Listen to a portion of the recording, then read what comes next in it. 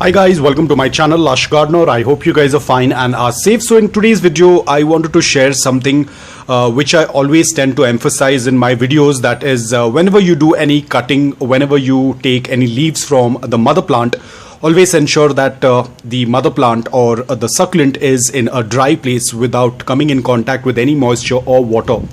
Now for that I have a perfect example over here. Now this is the Mrs. Richard. Now what happened over here is when I was moving the plastic cover from the rain gutter, because this one was in the rain gutter. Now when I was moving the plastic from the rain gutter, I think I might have accidentally knocked off a couple of leaves from the Mrs. Richard, as you can see. And you can see it has started to rot. Now the reason behind this is because when the leaves were knocked off, the rain gutter was exposed to the open environment and there was a little bit of rain along with a little bit of condensation. Now I completely forgot about it. I thought probably I'll do it later on, but it just slipped out of my mind because it was a very small little succulent.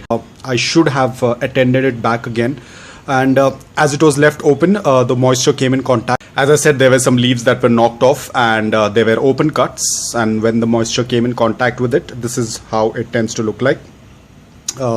It started to rot. Now I'm not very sure if this is going to survive. Probably only 1% of chance that it might survive, but again I'm not very sure because you can see wherever the leaves had fallen down, there were cuts and that came in contact with water or moisture and it started to rot. Now the only option what I can do is, I see a little bit portion which is not rotted. If I can separate that, but unfortunately that also looks like it is rotted. You can see this. The rot has already reached inside, so this is not going to survive. Probably I can save this leaf. This leaf looks little fresh, and even this one. And if I'm going to cut it a little bit more, okay, I don't see any rot on this portion, but this is too small for it to even do anything. But I will just still keep it aside and let's see what happens next. So these two leaves are still okay. They don't have any black marks on their the place where they tend to often put out the roots and the pulp. That looks fresh, but the others have gone for a toss. As you can see, this one, it has already started to turn dark at the place where they're supposed to put out the roots, so this is not going to be successful. This is completely gone.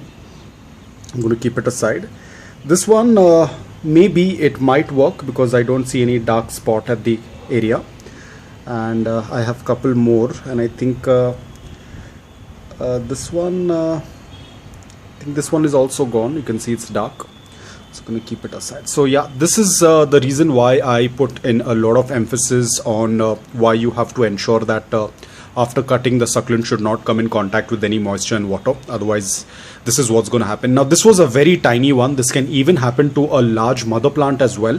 It can even happen to a very established mother plant as well. A lot of times people say, I had a succulent for almost 5 years and all of a sudden it started to rot.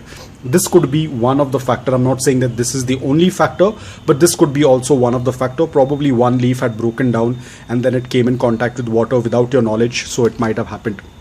So this is why it's so important to keep your succulents very safe, especially after doing any cutting. They are very vulnerable, so we have to take that extra step. We have to take that extra care when we are dealing with succulents. I had some in this container, I had some titubans that I had propagated.